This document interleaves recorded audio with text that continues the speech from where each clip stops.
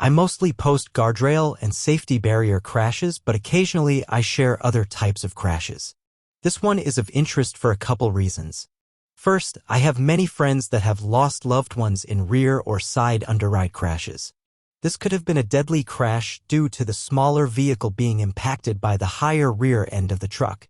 The second element of this crash is the cultural element. What possesses people to stop on an off-ramp and try to back up the ramp? We need to get over ourselves and stop being so selfish. Drive a few minutes out of your way and pay better attention. Way too many Americans die every year because of a selfish driver. Seriously, what was this driver thinking? This video was captured by SafetyVid on a Tennessee DOT webcam, and commentary is presented by the Guardrail guy.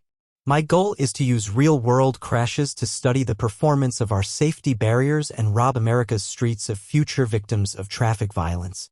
Please hit like and subscribe, and we will see you on the next Guardrail crash video.